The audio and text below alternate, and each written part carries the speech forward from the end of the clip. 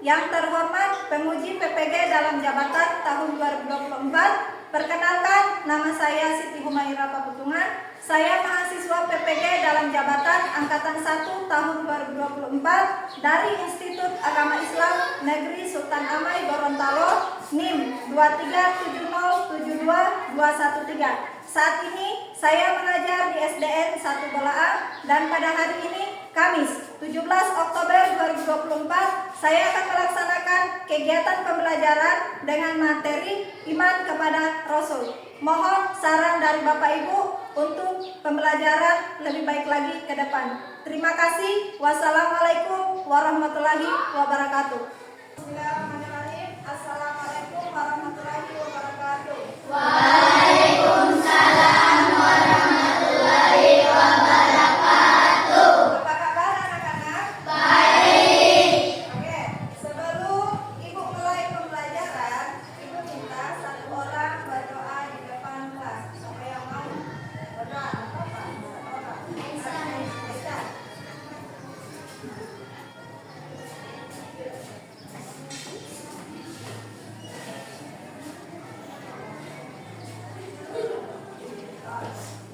Teman-teman, sebelum kita belajar, kita berdoa.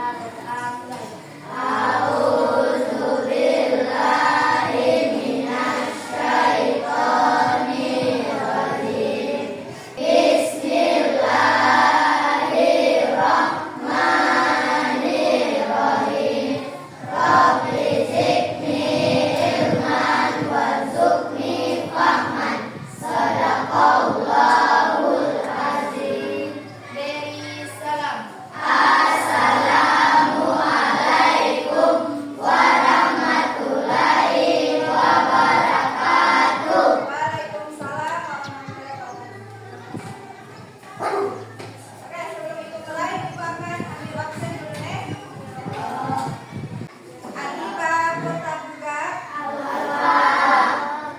Aisyah Al-Zahra, Hadir. Al-Fazri, Hadir. Anggita Paputungan, Hadir. Bilkis, Hadir. Fadlan Hamadi, Fadel Mamonto, Genta Al-Rashid. Hadir.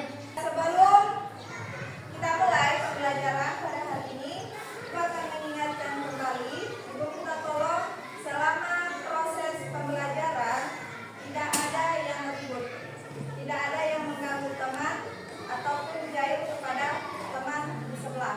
Boleh? Boleh. Nah, pada hari ini kita akan belajar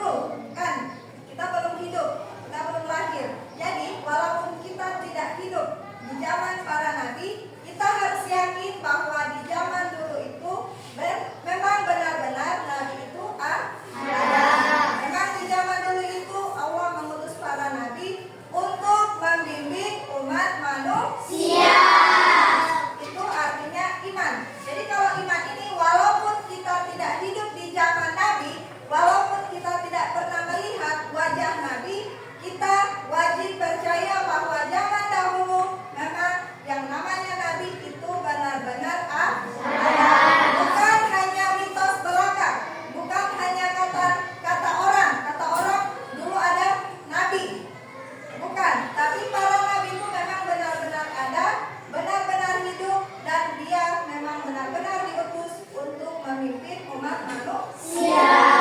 Sudah paham? Kepada Rasul. Jadi, iman kepada Rasul berarti meyakini dengan sepenuh hati bahwa Allah telah mengutus Rasul kepada umat manusia untuk menyampaikan wahyunya dan memberikan Petunjuk kepada jalan yang benar. jadi inilah kenapa Allah mengutus para rasul di muka bumi di dunia ini hanya untuk menyampaikan wahyu. Ada yang tahu wahyu? Wahyu itu artinya petunjuk. Jadi kalau petunjuk umat Islam, kitabnya orang Islam itu apa? Al-Quran. Nah, Al-Quran ini isinya adalah wahyu. Wahyu dari Allah. Itu bukan tulisan Nabi Muhammad. Itu bukan buatan Nabi Muhammad, akan tetapi itu adalah benar-benar wahyu dari Allah. Jadi jangan mengira bahwa Al-Quran yang kita baca sehari-hari itu asalnya dari Nabi Muhammad. Tidak. Itu asalnya dari Allah. Ya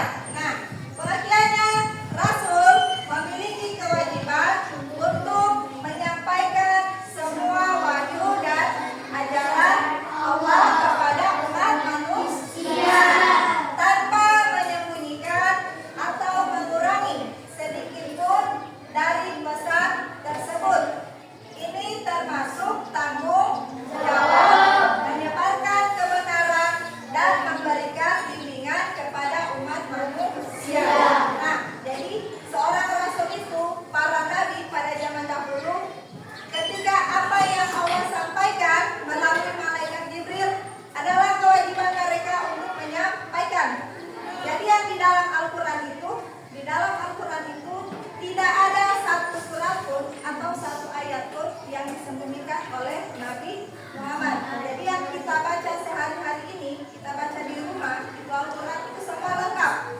Tidak ada satu ayat yang Nabi sembunyikan kepada kita. Nah, bagaimana kita mencontohi dalam kehidupan sehari-hari? Bagaimana? Ada yang tahu? Sifat yang kita boleh ambil contoh dari sifat tabligh. Bagaimana? Nah, menyampaikan. Jadi, misalnya begini. Ini Zahra ini hari ini tidak masuk sekolah. Kemudian dia bertanya kepada Aisyah. Zahra bertanya kepada Aisyah, "Aisyah, hari ini ada belajar atau enggak?"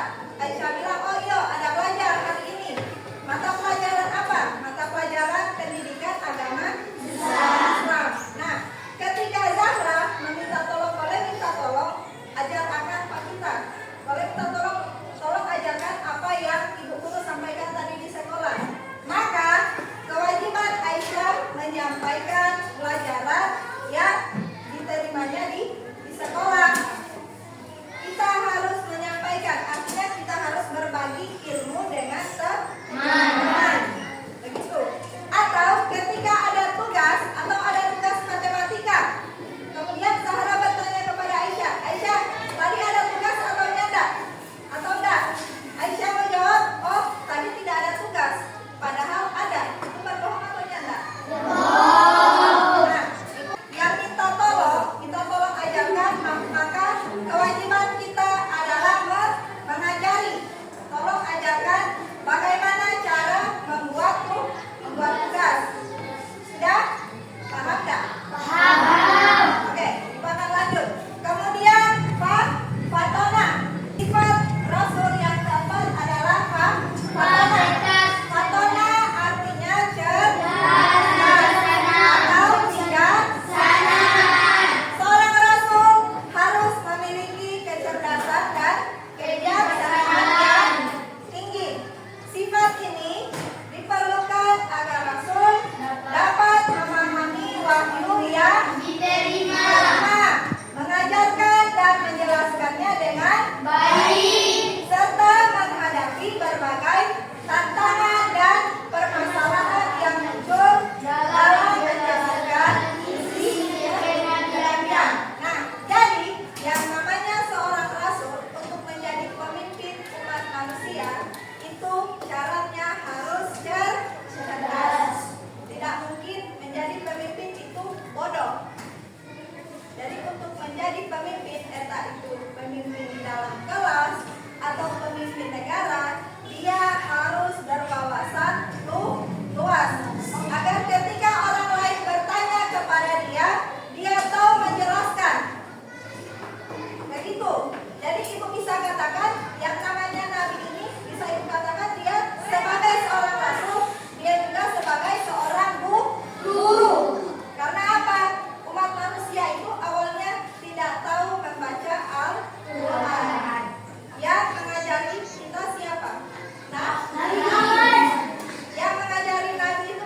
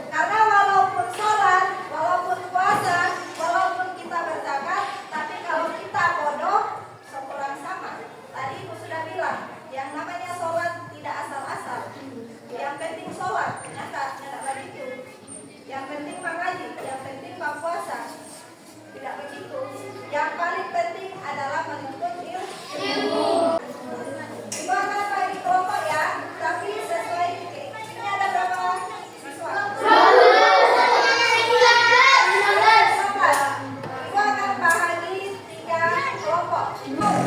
Siapa? Ibu angkat tangan. Siapa nama? Raka. Kemudian siapa lagi? Perempuan siapa? Ayu. Yang keempat siapa? Laki-laki. Siapa? Siapa? Alan. Siapa? Siapa yang tadi angkat tangan ini hebat? Siapa? Jana. Siapa lagi satu? Siapa?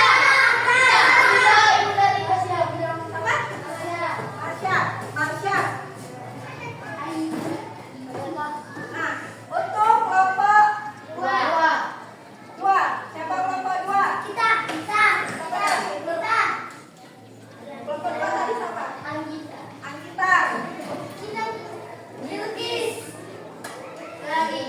Yang cowok kelompok dua siapa yang mau? Siapa nama? Sucito. Oh, Sucito.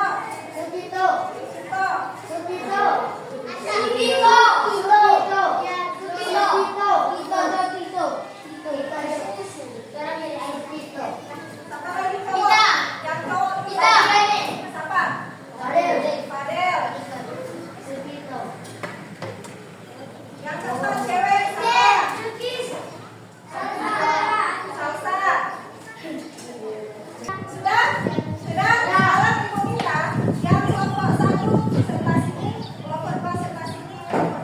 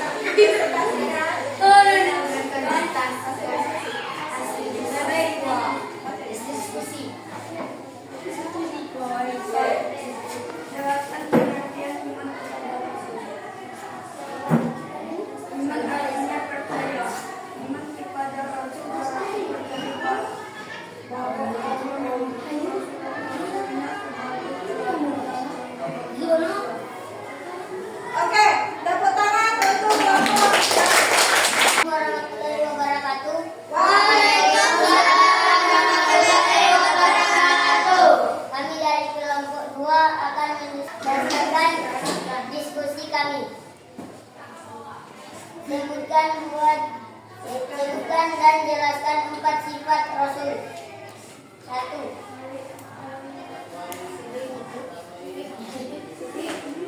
Sidik artinya Sidik artinya benar atau jujur. Seorang Rasul selalu berkata benar dan tidak pernah berdusta. Walau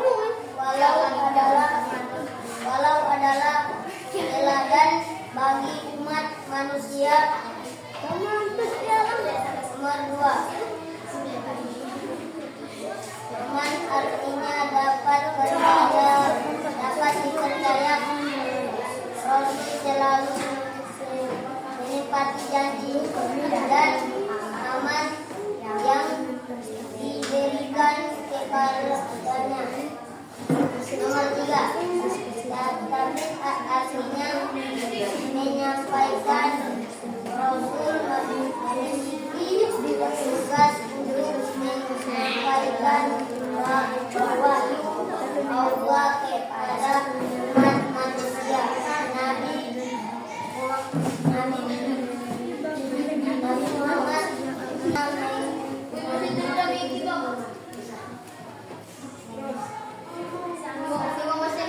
yang keempat.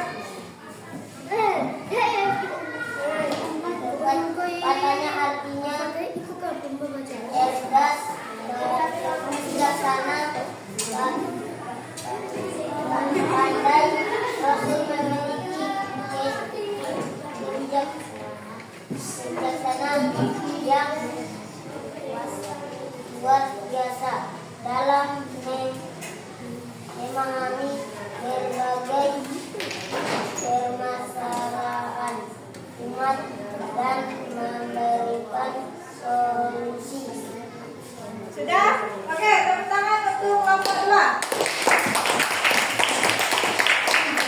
Kelompok 3 silakan tampil. Warahmatullahi wabarakatuh. Waalaikumsalam warahmatullahi wabarakatuh. Kami dari kelompok 3 akan mempresentasikan hasil diskusi kami. Sebutkan dan jelaskan tugas utama diutusnya Rasul. 1. Menyampaikan ajaran